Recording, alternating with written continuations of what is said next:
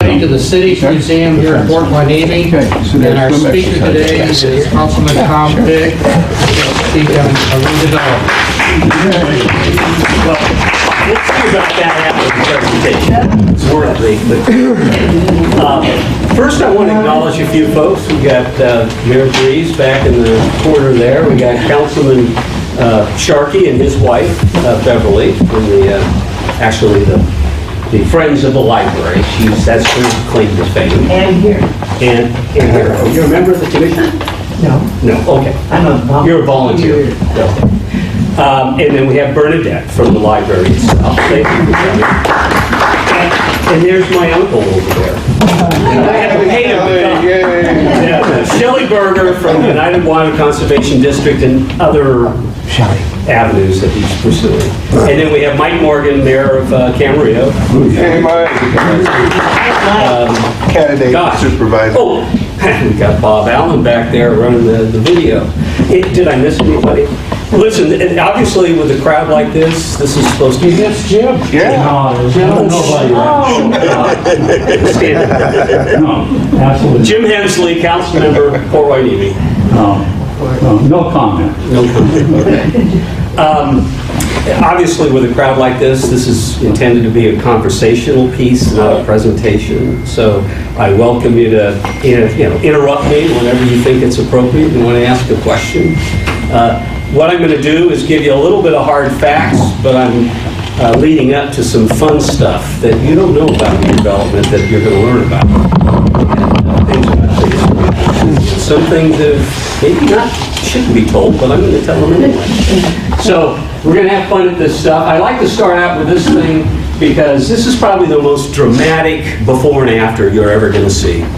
You have on the left the city's primary sewage treatment plant that up until the early 70s dumped raw sewage into the ocean.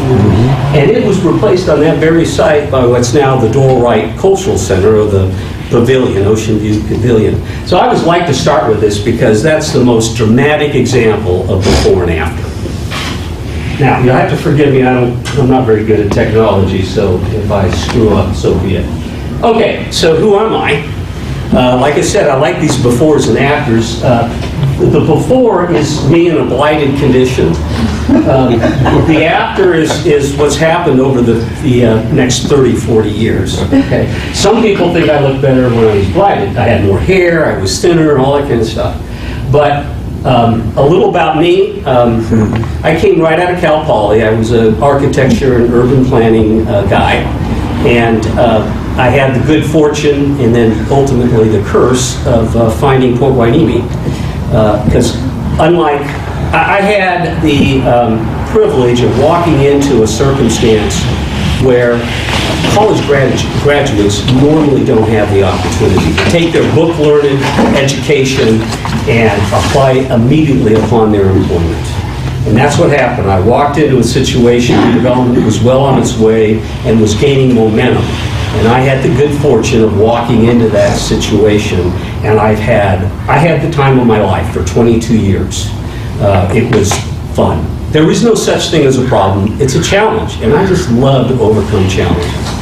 So the curse of having been exposed to how it's supposed to work when people work together, when you collaborate with the evil developers, because that's not how it's done today, is that wonderful things can happen.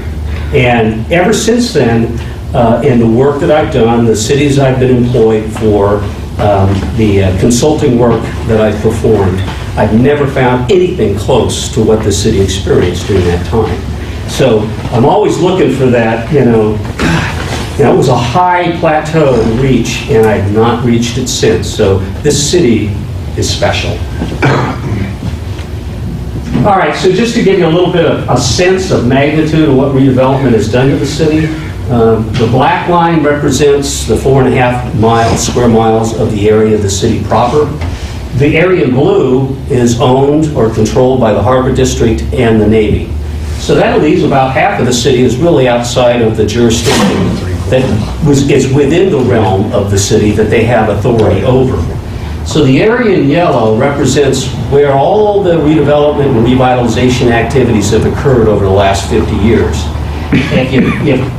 That represents about a third of the city, but if you take out the harbor and the Navy, it represents 60%. So that gives you a sense of magnitude of the importance of redevelopment or the impact that it's had geographically on the city. So here's kind of the, setting the stage for why was redevelopment even entertained. This was a hellhole. And that's the only way I can characterize it. We go back to the early 60s, and there was a great influence by virtue of World War II, where we had troops coming in here and the Navy coming in here overnight. And housing went in. Well, picture to the left is a bungalow that actually was moved from the Navy base into our redevelopment area. But that's the kind of housing that was put up overnight. And so we had an instant problem after World War II to deal with that legacy. And then, there's the harbor influence and, ships come and go and the maritime industry comes and go. And so we had some unsavory conditions in our downtown. So that just kind of sets the stage for, okay, we got a problem. Well, not only do we have a problem, but the magnitude of the problem, the predominance of blight, shows up in these little exhibits to the left. One is the results of visual surveys made of the exterior conditions of property, and the other one to the right has to do with the structural conditions based on inspections that the city had made. And the dark areas represent extremely bad situations. So you can see the extent of blight that existed. So it isn't just the fact that we had a problem, it was the preponderance of the blight, the magnitude of the problem we had to address. Now these are some of the other challenges outside of the physical, visual blight aspects of redevelopment. We're at the end of the road, okay? And I've had these discussions with folks in the past about, geez, how could you have allowed some of those early condo projects to occur on the beach? Well, guess what? We were a red line community. Anybody know what that means? Prior to the advent of housing reform legislation, the Community Reinvestment Act, it was a lawful practice for lenders to say, we're not putting money into that area because it's a bad place, okay? And because our demographics were so poor, and because our conditions were so blighted, and the fact that we had very meager ability for the public to spend money on commercial endeavors, retail, we were behind the eight ball. And we had to rely on private developers that were self-funded to help rebuild our city. Even though we would have liked to maybe seen, in today's terms, something different on the beach, we had to deal with the circumstances at the time. So I bear that in mind, that today is a whole different environment than it was 40 years, 50 years ago. Here's an example. God, this was a really difficult decision the council had to make.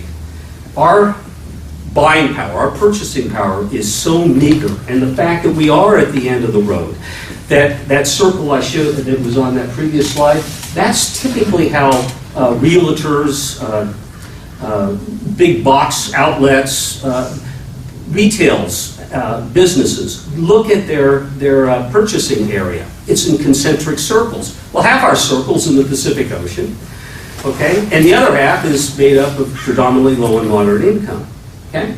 So we have we did then, and it's still a trouble, a very marginal base to build a retail commercial kind of environment, okay? So here was one of the first choices the council had to make, and it wasn't easy. This is the Beachport Shopping Center just down the street. We were negotiating with Vaughn's at the time as being an anchor, because that's usually what makes a neighborhood shopping center work, is you've got to have a draw. And usually that's a supermarket. Vaughn's was willing to locate, it wouldn't be a super Vaughn's, it would be in the range of about 30,000 square feet. It's not big, but nonetheless it's a name recognized commodity. At the same time, we were looking at Port City Plaza. That's the shopping center here at Pleasant Valley and Ventura Road. And it was falling into disrepair. You can see that on the left. And we were left with this difficult choice, the council was left with a difficult choice. Either we turn our back on Port City Plaza and not do anything and just let it fall down, and then invite Vaughn's into our new shopping center, or Vaughn said, if you put money into Port City Plaza, we're walking. Well, council decided we got to take care of our own first, and that's Port City Plaza. So that's why today you don't have a grocery store at Beachport Shopping Center, even though that was the original game plan. That's what I'm trying to say is we have such a tough market to accommodate and overcome, and this was a live example of that. So you talk about the bad, but Yeah, I just a question. Like, what was the decision to do? Both of them are Port Hueneme community, like the shopping center here and the shopping center here. Why was the decision to, tell Bonds you can't come over here? Or why? What? They were both Port Hueneme. What was the decision choosing one versus the other? Well, part of it had to do, and it's Mary's Market now that's vacant, right? Right. Okay, it was Tradewinds Shopping Center, or Tradewinds Market. Now it's vacant. It's about 20,000 square feet. That is less than what Vaughn's or any other major grocer will be looking for. And I said that in the case of Beachport, 30,000 they could do, but they normally like closer to 40,000 to 45,000. Okay, so we couldn't steer them over to Beachport Shopping Center, or excuse me, to Port City Plaza, because it was only 20,000 square feet. That's far less than their minimum requirement. So as much as we would have liked to have married them up, it wasn't in the cards. When did Mary's Market come in? What's that? When did Tradewinds come in? Well, Tradewinds was part of that rehab project. That was all part of the negotiations to bring them into that space. And of course, today the conditions are a little different than it was back then. They did a magnificent job. It was a great neighborhood. I wouldn't call it a regional or community grocery store, but it certainly served the neighborhood in the area. And they did a great job. But then it's changed hands a couple of times since then. And that was the concern the council has. That, God, if we throw money into that marginal shopping center, is that throwing good money after bad? Versus going after a Vaughn's, who's a name brand, and really building up downtown. It was a tough choice. So. What's on the table today for DX Tradewinds? Any new ideas? No, I mean, I'm hoping that the council will entertain some ideas on using the sales tax and its business licensing to maybe incentivize backfilling some of these vacant spaces, give them a subsidy in the early years of their tenancy, target these kinds of properties that are key properties to entice occupancy. But at this point, there's nothing on the books. So, okay, we talked about the liabilities, but these were our assets. The harbor was in its infancy and really wasn't generating a lot of commerce. Hueneme Beach was not a very attractive place to go. And we have ocean frontage. And, properties of similar location from the beach down in Santa Monica were commanding 3-4 times value that what we saw in Hueneme. So we have these assets that we really haven't capitalized. Tom, before you change, Oh, I saw a plat with some, that indicated some lots, property lots were down on the beach area. over on the east end of the beach? Yeah. Yeah, that was what we call an antiquated subdivision. We acquired most of those. Some were abandoned altogether because they were below the mean high tide line. They were in the water. Right. Okay. And so, yeah, we did, and Oxnard did the same thing on Ormond Beach. They had to acquire some of the antiquated lots that were over there as well. So they're all extinguished. The lots don't exist any longer. That was like a Florida Everglades, would you like to buy a lot? Ocean frontage for $50? Sure, okay, except you can't do it. All right, so here's another advantage. We were, if not the first, one of the first redevelopment agencies in Ventura County. And we were able to take advantage of, okay, it's a liability, now you're going to turn that lemon into lemonade. In that the federal government had its own version of California redevelopment. They called it urban renewal. And you got a lot of money if your demographics were as dismal as we were, okay? And that's what led to the rebuilding of the harbor and the expansion. But beyond that is that once urban renewal was terminated in the early 70s, we continued to get a high level of subsidy through the city's community development block grant program. It was the morphing of redevelopment to block grants. And because we had been involved, invested in the urban renewal program through the federal government for 8-10 years, we continue to receive a lot of money to continue that process.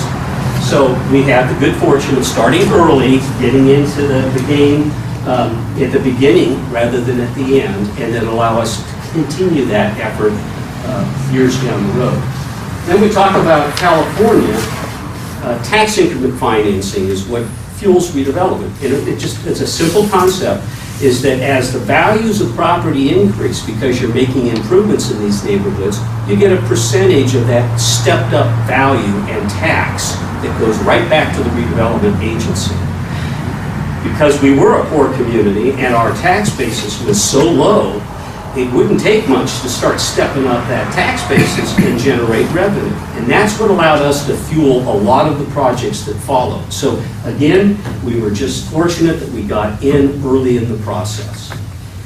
That little slide on the right just shows you that when you pay your property taxes, it doesn't mean it all goes to the city of Hueneme. We get about 18 to 19% of the tax bill that we pay. The rest goes to a bunch of other taxing entities, school districts, flood control, what have you. And so again, we get 18, 19% of the cut of the apple, and if our apple is at the bottom of the barrel and that apple starts to grow, that's a lot of money.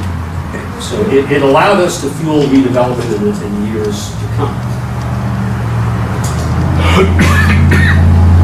Another advantage by getting in early, I got to tell you, there's no way we could repeat some of the projects we've done today. Back in the 60s, we didn't have the Coastal Commission. We didn't have CEQA, the California Environmental Quality Act. We didn't have the Uniform Relocation Act that requires you to pay $1 zillion for the privilege of relocating somebody. So we, again, by interceding early in the process, we were able to accomplish some things that there's absolutely no way we could do today. Okay? I don't want to bore you with all that, but the history is that there were certain periods of time when the feds and the state ratchet up their regulations to the point where in the 90s and beyond, we couldn't do what we've done. So a lot of times people think of redevelopment as just slash and burn. You go out there, you buy property, you tear it down and you rebuild it. That's not redevelopment. It's part of the process. There are really, in the case of Port Hueneme, there were 4 major aspects of the redevelopment process. One is traditional redevelopment, that is land acquisition. You go in and acquire land, you find a developer to partner with to reuse the property, you clear it and you relocate the businesses and the individuals.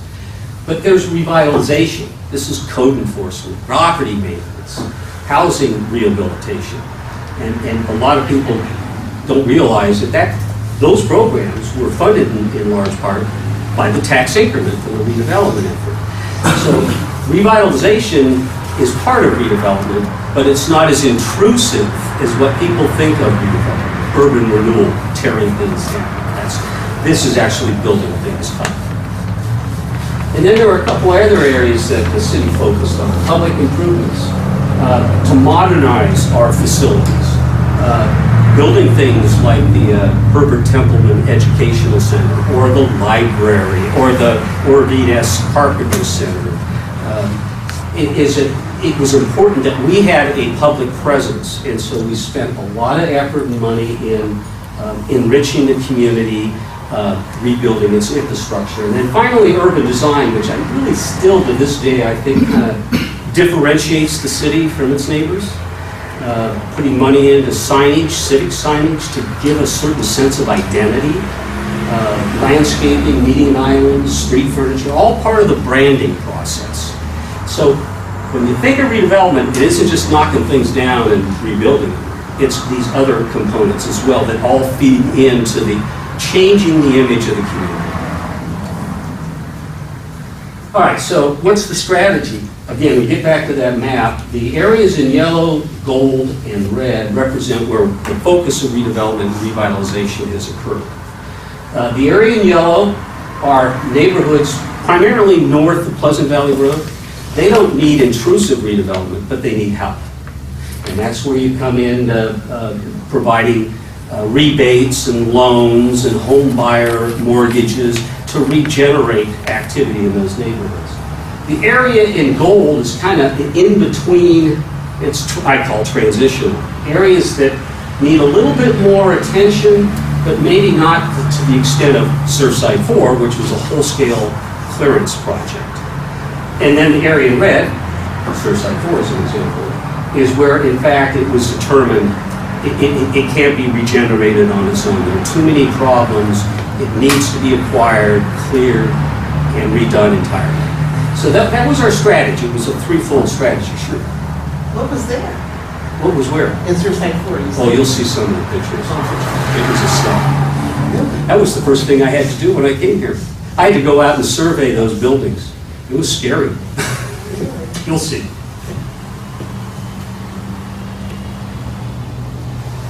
All right, so now here's the history of the actual projects. The first project was the harbor project. That was to expand the harbor. The picture to the left shows it was about 8 blocks just to the east and north of where we are right now. And you'll see the circle there that gives you an orientation. That was a full-fledged urban renewal. All those properties you see outlined in white were acquired and cleared and made available for the harbor to expand its channel. So you can see kind of the before and after of the expansion that did occur. 37 acres, 120 properties were acquired, 200 businesses and residents were relocated. Like I said, you couldn't do that today. There's just no way that could be accomplished. We doubled the land area of the harbor and doubled its throughput capacity. This is where, and I don't want to get too far afield, is why the city and the district have had kind of a love-hate relationship over the years, is that this city really vested its soul into the expansion of the harbor, and now it's time to, pay back. Okay. I noticed there's a little strip kind of like on the, border of the port and the beach. It looks like, but it's Oxnard's technically, but. Is there well, there's Hueneme Beach, and then there's the port, and then there's this other little strip that is kind of, it looks like it's gerrymandered or something, like the little strip. I don't know. Did you see it on one of the slides? I'll be glad to go back. Yeah, they probably know. I was just curious the history, how that little strip all of a sudden became Oxnard versus. Oh, yeah. I mean, it didn't look like it should be Oxnard's, What but. the border of the base Okay, is. so are you saying to the east of the harbor entrance? Is that what you're talking about? The Lodge and Inn and the Silver Strand? And Talking about. I don't know if anyone knows, but it just seems like it was gerrymandered. Well, the little history I have, I wasn't involved in the annexation process, but there was a thing called shoestring annexations that were done. Again, it was kind of like redlining. It was a legal process to cut people off from annexation. Right. Go ahead. This has been a typical move of your neighbor everywhere. The big O. They even tried, before we did curb, they tried to go around and get the backside of Camarillo. Now they're trying to sell us their sanitary stuff back because they can't afford to ship it back to Oxnard. That's what they were doing to Hueneme, shutting you off. Yeah. And shoestring, I'm not as familiar with the Silver Strand and Hollywood Sea. Over here, over at Ormond Beach, I am familiar with that. And they did shoestrings. It would actually extend their boundaries all the way to the ocean. Yep. And would stop the ability of the city of Hueneme to grow beyond that. Exactly. You got it. Port Hueneme installed sewer pump stations and sewer lines over into the Channel Islands Beach community area and owned and operated them up until late 90s. when Channel Islands Beach sued the city to take ownership of them. But apparently, that was part of the shoestring Yep. where the city was wanted to annex that, so they installed. Well, I'm gonna probably ruffle my uncle's feathers here. Don't want to get too far afield. There was a time when the Local Agency Formation Commission, about 25 years ago, asked the city of Hueneme to annex Silver Strand in Hollywood by the Sea, because they're unincorporated islands that are less, I think it was 100 acres was the threshold.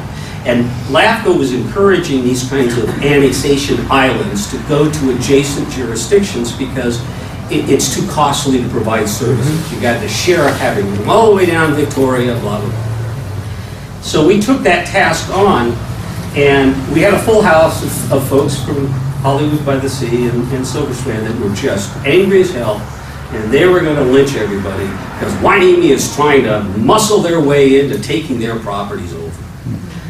Well, little did they know that our analysis showed it was a loser. We don't want you.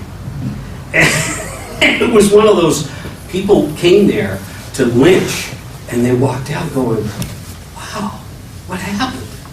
So I guess I'm digressing here, but there was a point in time when we were asked to actually take those properties into the city proper, and we found that the cost would have been astronomical because of the infrastructure issues, the property maintenance, code enforcement, illegal construction, on and on and on. It just didn't make sense to the city. Well, Would you like to say something? Yeah, I think. No, raise your hand first, please. I think what's interesting now is that the city of Oxnard is now forming a task force because they're quite upset that they have no say over the unincorporated areas of Silver Strand and Hollywood Beach, and it's all county right now. And even though it's in the city of Oxnard, they are now trying to do exactly what they tried to do to you, that's now trying to do that to the county of Ventura, because they have no say at the marina, what can be built, what can be done in the marina, nothing at all whatsoever. They can't even talk about traffic mitigation or impact based on any kind of development that's going on over there. They have no leases that they have control over in the marina. And so Flynn's trying to form this task force in order to have the city have more say and control over the harbor. So it's done a complete 180. The legacy of the harbor. Yeah. Yeah, it'll go on. Forever. It will predate our death. Okay, so that's the harbor project. Then the next project was the area south of Hueneme Road Tom, between... one question, Oh, I'm please. sorry. Did the city pay for all of that redevelopment work to expand the harbor? Did that? Remember, a lot of it came from urban renewal money, federal money. Yeah, the city had some matching monies, but it was largely federal money. But this is the argument that I like to remind our friends across the street is, but we took all that property off of the private tax roll. Right. Okay? So, you know, regardless of where the money came from to assemble those properties, we've now taken 8 blocks of property off of the tax rolls. So that's, you know, that's the kind of discussion we've had over the past with the Harbor District. Is it, you know, we invested in you, now it's time for you to invest with us.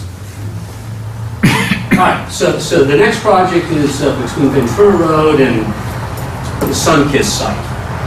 And then from Hueneme Road south to the beach. This is, you know, the Anacapa Homes area. And so what you got here, a large part of the Anacapa project, the condos and the townhomes were the result of dredge spoil that came from the harbor in the first redevelopment project.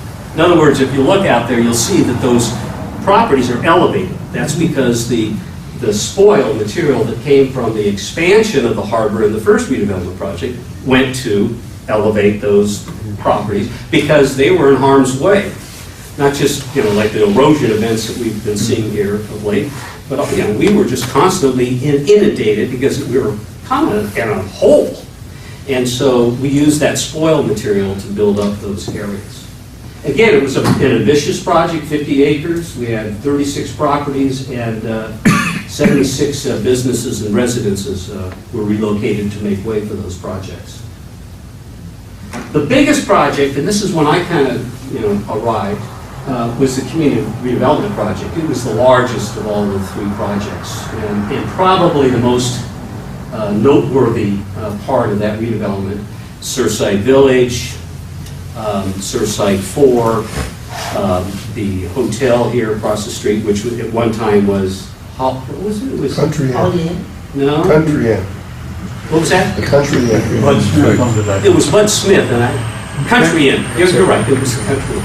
Anyway, and the Beachport Shopping Center. Well, and Miranda Park and Bubbling Springs, all of that in that area. It was a huge project.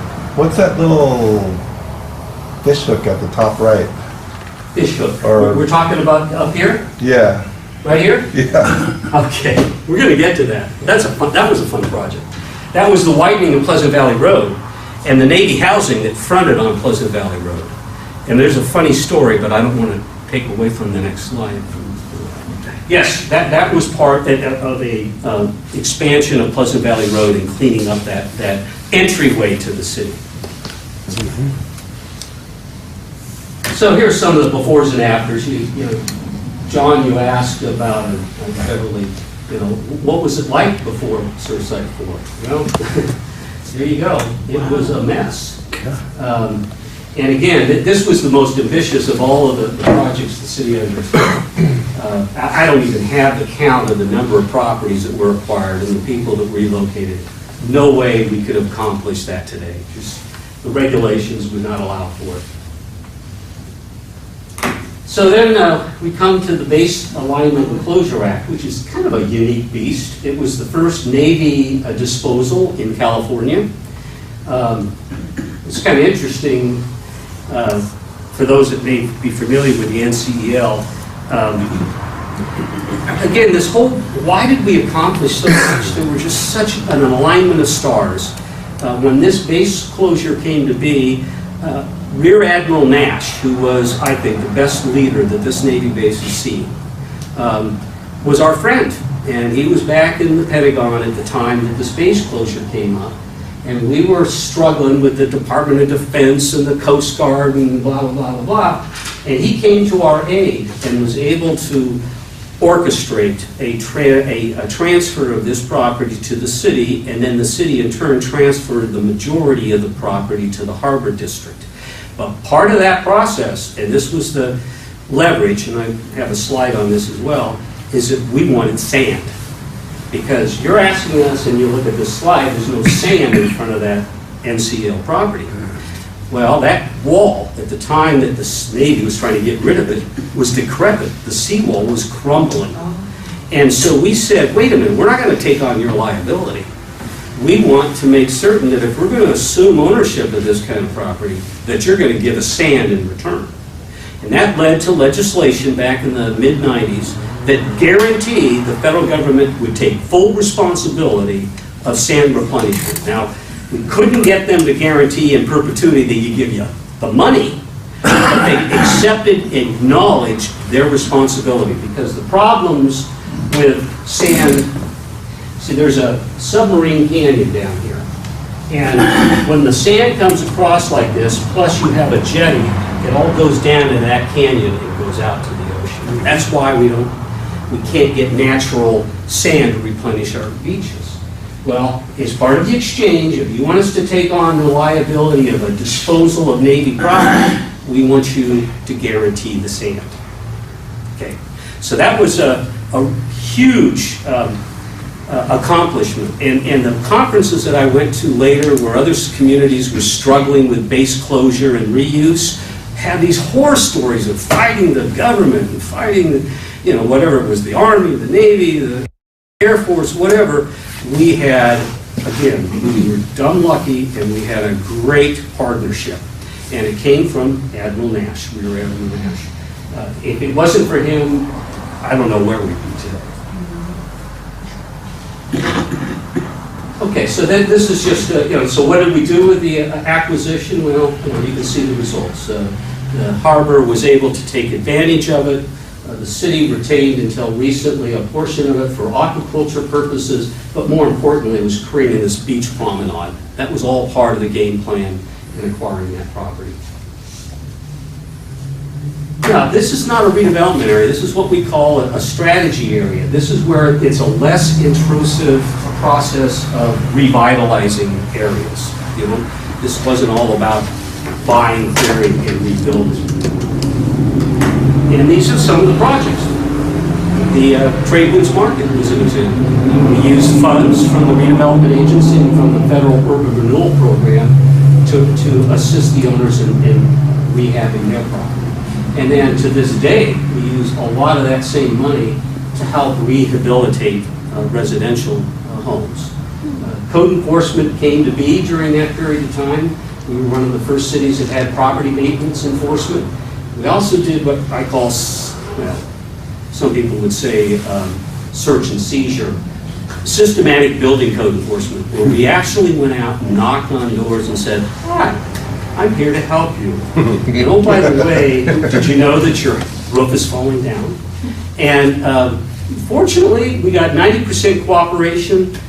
Yeah, occasionally we had to go to court to get an inspection warrant to get into the property to fix it.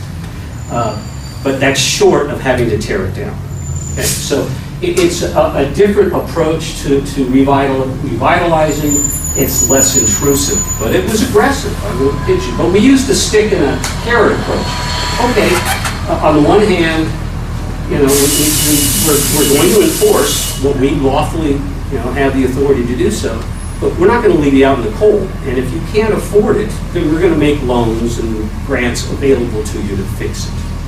So it was a combination of the two. On the corner of... By the way, you're out of your allotted number of questions. This will be the last one, but on the corner of Hueneme and Ventura Road, there's a little shopping center. And before those, and then there's apartments, and then those townhomes went up. I remember there was 2 homes that the city burnt to the ground as an exercise for the fire department. Were they owned by the city, or did you have to go in and those were city properties? So you're getting ahead of me. I like it. You know that you're thinking. This, I'll get to that slide. I'll answer that. All right. So what's the outcome of all this? Well, the slide to the chart to the left shows you what the conditions were when we started this endeavor in this largest redevelopment area. Pretty blighted. That's all that dark stuff. But then, less than 20 years later, this is the result. A subsequent survey showed that there was significant progress made. And the importance of this is, this wasn't an intrusive redevelopment process. It was, let's fix it now. Preventative action now, so that we don't have to go in there later and tear things down. So that's the beauty of the strategy that was worked out. Okay, so the overall outcome, we've built a sustainable future. We have a relationship with the harbor. We were largely part of their success and their expansion, and now we're benefiting from it. Our image, I still like to think, although Doug Breeze and others on the council have done a lot to make certain that when you enter and leave Port Hueneme, you know it. Okay? And in the case of the current council, they've put a lot of money into the streets when everybody else is complaining about the potholes in Oxford. All of that adds up to the image, you know, and what differentiates us from the community. Okay, so again, I said this before, Surfside Village could not be repeated today. We had so many things going for us. Doral Wright, twice the president of the League of California Cities. He was the chairman of the Regional Coastal Commission and the State Coastal Commission during the time that we were putting that project together. We didn't have that kind of political pull. There's no way we could have accomplished what we did. And through the leadership of the council, we were able to get special legislation, Coastal Act legislation, that says that you only have to replace a house if you tear it down if it's not otherwise a public nuisance. Well, all of those homes were a public nuisance. That was a huge savings. We wouldn't have to rebuild, 300 units. because they were already declared to be a public nuisance. But it wouldn't have happened if we didn't have the political leadership that was well respected at the state level and had that kind of influence. And that's kind of what I'm saying here, is that you had stellar leaders that just stood tall in the saddle. They were risk takers, but they weren't reckless. They really believed in public-private partnerships. Of course, we know about the Harbor District, the Templeman Educational Center. We worked with the Navy on rebuilding all of the perimeter fencing and landscaping and widening Ventura Road, the library district and the new facility there. And then the Veterans of Foreign Wars, which, again, I don't know how familiar you are with that, but that was a property that was adjacent to where Beachport cottages are today. And it was new for 52 kind of construction. And we worked with them along with the owners on across the street to rebuild their facility and take out a salvage yard in the process. So we used the partners that we had to really kind of to take advantage of their resources and to reaffirm their stake in the community. Another part of what made this all work is that there was a hell of a lot of investment into the planning process. Visioning. What do we want to accomplish? Let's assess what our true market potential is so that we maximize that opportunity. And let's bring in architects and experts to help us create that vision and continuity of vision. The library, same architect at the library did the Herbert Templeman Educational Center and also was a collaborator in the Dora Wright Cultural Centers. So we wanted to make sure that there was continuity of design, that the image would be replicated in each one of these projects. So planning played a huge role in making certain that we did it the right way. So these are just some of the examples of the stakeholders that were involved in that process. That the VFW, again, I don't know how long some of you have been in this community, but that facility that's there today was nothing like the one that was replaced, I can assure you. And then, okay, we already talked about the leveraging of assets and the ability to take advantage of our political partners. And in this case, with the NCL, they needed to get rid of the property and we needed sand. And that's how you go about the process of redevelopment. It's not my way or no way. It's how do we kind of bring our two agendas together and take advantage of each other's assets. Okay, I think we've already talked about this. And it wasn't just redevelopment. At the same time this is going on, and I'll step back 20 years, is that, okay, we were a tough town. And so it's one thing to change the visual impression people have of the town, but we also invested in our police department because they were huge. Al Gelati, he was a figurehead in this town. He made a huge difference in cleaning this place up. Oh, I'm sorry, go ahead. Wasn't there a time when you were going to change the name to Channel Islands? I used to hear... Well, I think that was Oxnard. We were going to try to change it to Cabrillo. Oh, I never heard that. Hueneme. Yeah, Oxnard was going to try to take it over, and they were going to call it Cabrillo. Take over Hueneme? Yeah. Call it Cabrillo. That's news to me. Wow. Long time ago. Because the name for Hueneme still has a stigma to it. Well, yeah, and it's one of those things, issues that kind of percolates to the surface now and then about rebranding the name of the city, you know. But there's a lot of people that still have, even though it's, you know, uncomfortable maybe to say Port of Hueneme versus Port Hueneme, you know, and what's the differentiation?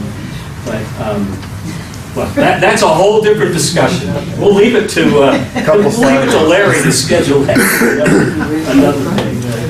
So what I wanted to say here is that it wasn't just redevelopment. We had rebuilding our police department, and we're not going to be a renegade community and people will be afraid to come here. Okay?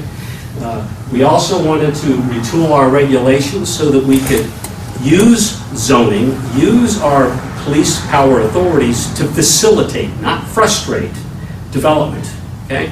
And a really good example was this project here at, what is that, Clara? Yeah, that's Clara and Ventura Road. It's Crystal Shores. It was an accumulation of a bunch of old homes, and we didn't have the money to acquire it all because the cost would have been extraordinary. But we worked with the developer to provide additional authority to build units above the base density the zoning would allow. Okay? So we used our regulatory authority, in this case, to accomplish the same thing redevelopment would otherwise do. Okay? So it was all these things working hand in glove to make this a better place. It wasn't just one thing. And then organizationally, we had to kind of rebuild the team within City Hall so that they all have a vested interest and they're committed to a common set of goals. That means changing our attitudes about customer service. When I first came here, it wasn't quite that way. And then police protection, which I already mentioned. So this when I say redevelopment, it encompasses so much more than just simply slash and burn. So where are we today? Well, unfortunately, and we started this presentation, this was a 50-year report card. And the reason for that is that we started in '62, the governor terminated redevelopment just a couple of years ago. That means today, 2012, you don't see it on there, is that we no longer have redevelopment authority, okay, unfortunately.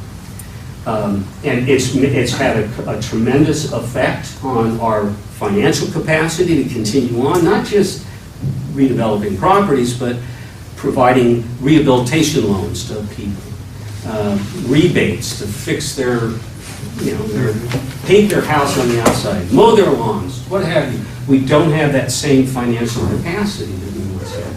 Now, it's not all bad. I mean, we still have some assets that the agency has acquired, and that we are going to try to do our best. The council will do what they can to maximize what assets that we have remaining.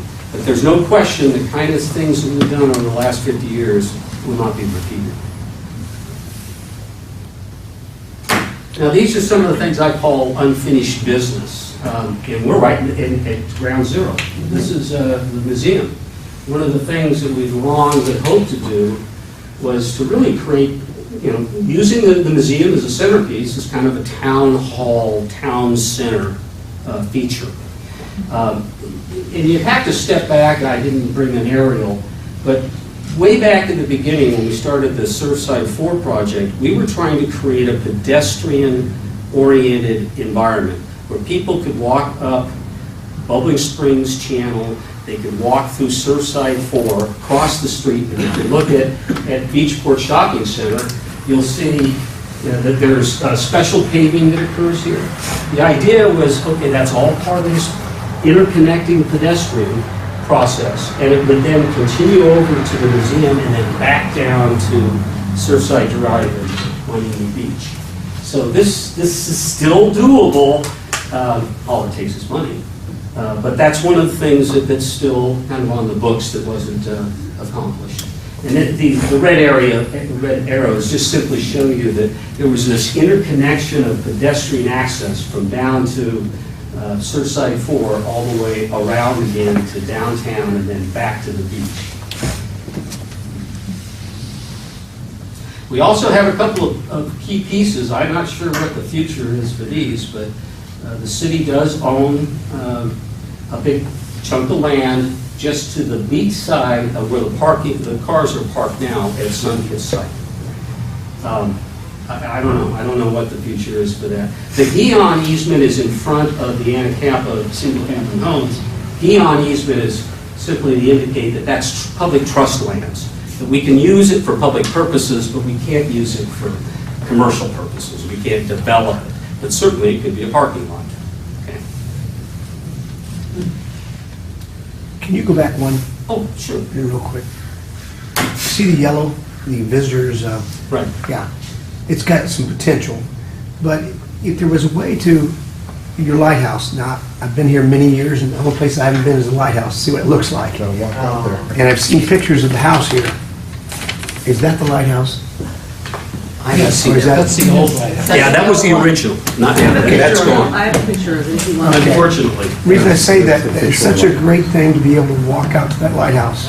Well, it's still a Visit a neat coffee place, shop. it's not quite as dramatic. But I mean to try to bring people here and tourist yeah. thing with, because I talk to some of your walkers in the morning, sometimes sit down and see, what do they think about this idea? Like a small, not center, but a place that has a little coffee shop and restaurant and maybe a boutique hotel, like 50 units, nothing big. And then be able to walk out to the lighthouse and do all those kinds of things. And I seem to get a lot of good reception from people. I just want to find out where that would just enhance the area and make people want to come here. Well, I think we all share that vision. Okay. But I will tell you that when I started, there seemed to be more of a community mindset. And today, I suspect that anything that's built in front of any of those homes, you'd find opposition. Well, I don't mean anything tall. Nothing tall. The cars would be behind it. Okay. Huh? Nothing tall. When I said boutique hotel, that's what I meant. I didn't mean 31-story tower. No, I understand. Just as a segue, we're going to be having a speaker talking about the old lighthouse and the new lighthouse on April 2nd. She's, in fact, what is the name for someone who takes care of the lighthouse? She's Curator. well, but it's not, she's not the keeper, she doesn't live there, but she does the tours Right. on there. So, yeah, that's going to happen. And she's written a book on all the greater Los Angeles area lighthouses. So I think she's also going to talk about the Anacapa one too. Do you know if the original lens is gone now? It's there. It's on the bottom floor, right? Is it still there? Yes. For now. That's good. No, but that was part of the original planning. So we go back 30 years ago. That was the concept, was to interconnect the point entrance to the harbor to the rest of Hueneme Beach, so that beach master plan that you saw. So, I mean, we realized 80% of that overall plan is still not complete. I mean, that's a work in progress. And here's some of the things that still need attention. Our gateways, I call them gateways, Pleasant Valley, Hueneme Road, that need assistance, need help. Unfortunately, we just didn't have the time and money yet to get to those. Now, the Surfside Motel, that's the lower left-hand corner, it's under construction, been under construction. For 6 years. Whatever. But, you know, these are the missing pieces that we had hoped to accomplish and just, it just didn't come together.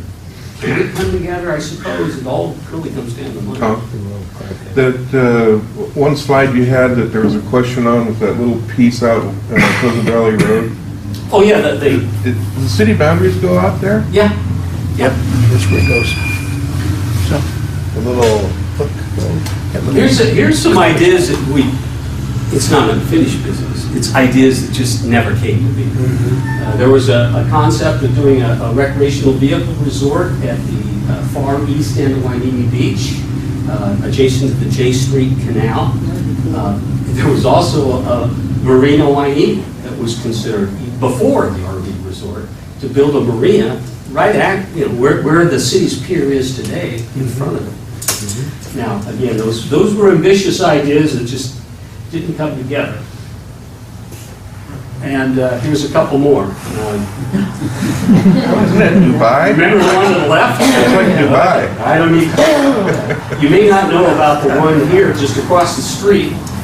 We were working with Martin Smith and Aaron Rasnick, two big names in the real estate industry in Ventura County, and looking at doing a 5-story stepped-up office complex and have as a major tenant the World Trade Center. And that was, so we were working hand in glove as part of this.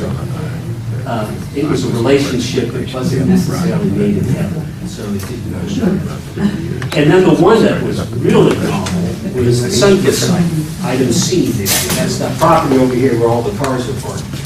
We were working with a developer that wanted to create a complex, a timeshare resort complex that was actually physically modeled after an ocean liner.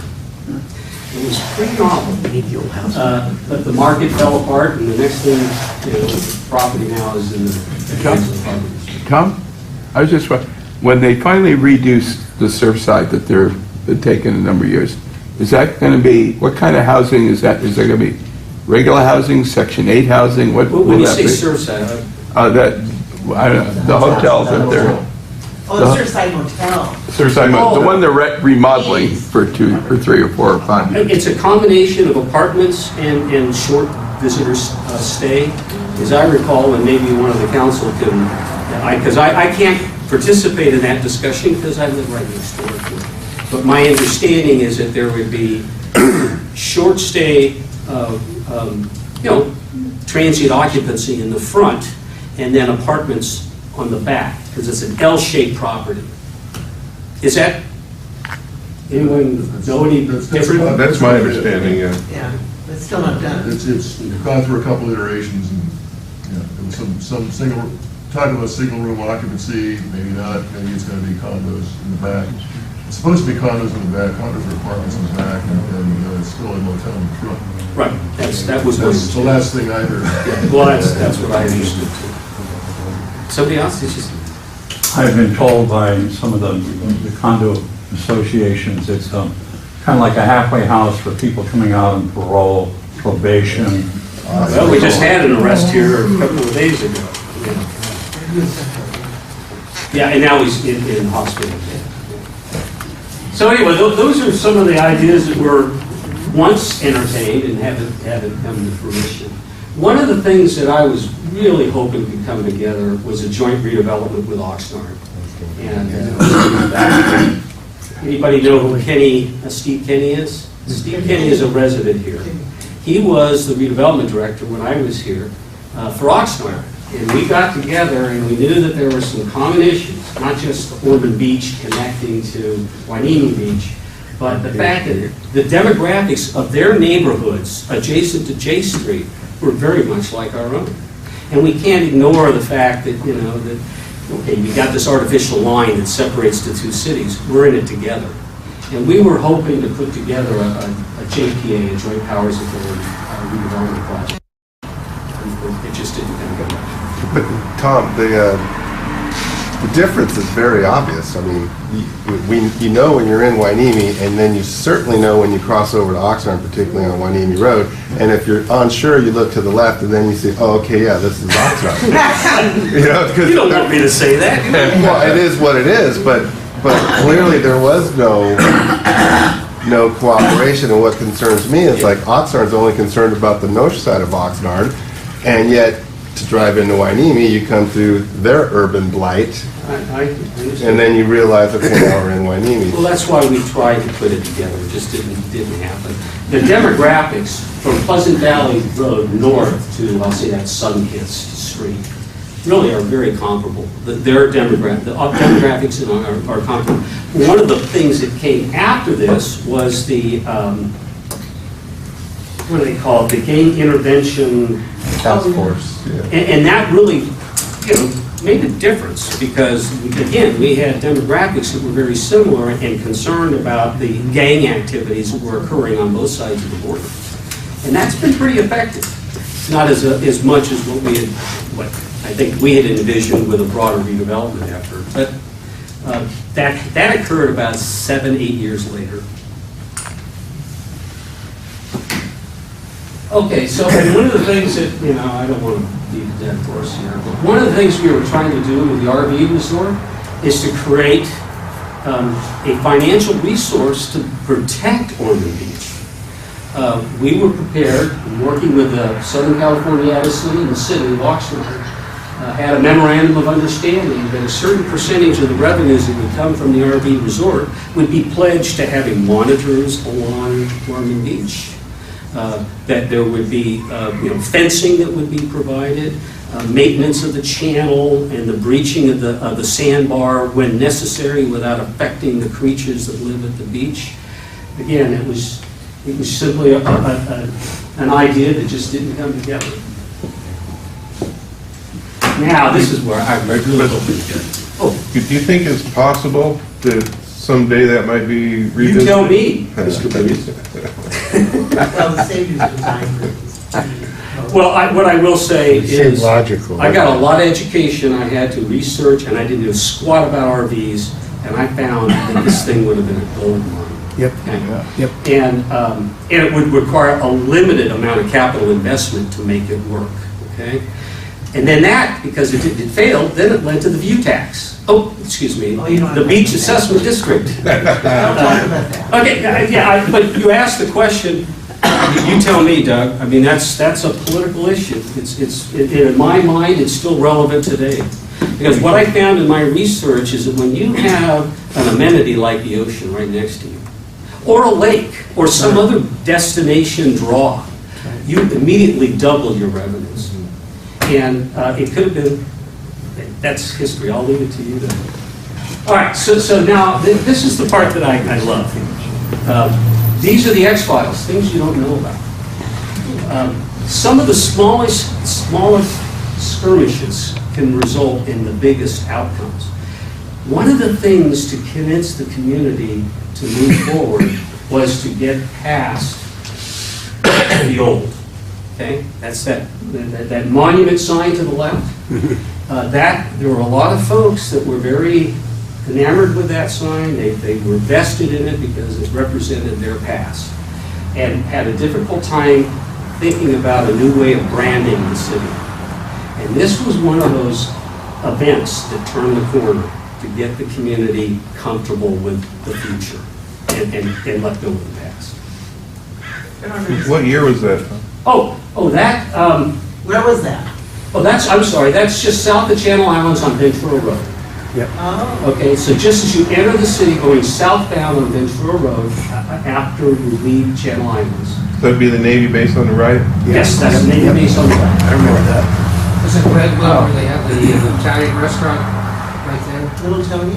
Well, that's further to the north. It'll be on the left. And then what year was that? Gosh. 60s. 60s? Well, the sign to the left, no, that actually was in the early 70s. Oh, okay. And then the change to the right occurred, late 70s. And that's where the new monument signs came in, the low profile with the wood ballards. And That was there when I was, yeah, it's not a very good photo. that was there when I was at Hueneme High School. I remember that. So, but that was a huge victory. And a lot of people, so we're thinking about these huge issues, and yet that was a huge victory. All right, so these were some of the fun things. The developer we were working with at the time he was very creative. But he had a problem. His lender said, I can't make money available to build a condo complex underneath a water tower. I mean, it just isn't going to work. Nobody's going to want to buy. So what we worked out was, and it was his creative idea of, how do we kind of make it float away? That's why I say putting political hot air to work. Is paint the water tower like a hot air balloon. And then underneath, to the left there you see, that used to be the city's maintenance yard. And now it's totally re-landscaped so that it is not as offensive. Anyway, the long and short of it, it worked. Okay, so remember the slide to the left? I showed that at the beginning. That was my blighted condition. Well, guess what? I used it. We had some tough negotiations on a couple of projects, and one is the renovation of all the area north of Pleasant Valley Road, which is now condos, townhomes. But it was a god-awful mess. Well, you were skinny back then. What's that? You were skinny, weren't you? Yeah, I had hair too. So I did, this was on Halloween. So Halloween, I had a set of negotiations with the developer, and he wasn't happy because we were going to try to force him to do some improvements along the alley, blah, blah, blah, blah, blah, blah. And so he comes into the conference room, and I'm just kind of biding my time in my office. And then I walked to the conference room, and he was ready to just go after me. And then it was like, totally disarmed him, and we got it done that afternoon. So, you got to sometimes do things that are a little bit unorthodox. Back to the future. Okay, and you know what? This is going to come up in the near future about this railroad use. But take a look at what it looked like back in the early 70s compared to what it is today. And it brought Biff and the Back to the Future folks. But what some people don't recall is that the quid pro quo of allowing them to film at this location, which is Ventura Road, just north of, well, in between Hueneme Road and Surfside Drive. That's where this location is. The quid pro quo for you to film here, and the city having to put in traffic control and that kind of stuff, is that there used to be a decrepit bridge across the railroad track at Anacapa View Homes. And so they needed that as part of their filming, and we said, fine, but then you take it down when you're done. Because it's a nuisance to us. It was a graffiti haven and all that kind of stuff. And so that's part of the story you didn't see here, is that the filming didn't just happen because we wanted them to be here. No, we wanted something out of it. So. Oh, I wish Orvine was here, because this is not my story. This was Orvine's story. You think you've had a bad day? Well, apparently there was a time where one of our contractors knocked down the wrong building. Okay. The good news is that nobody was in the building at the time, and the city was in the process of acquiring it. So, fortunately, we saved the day. But that was Orvine's story. I wasn't part of that one.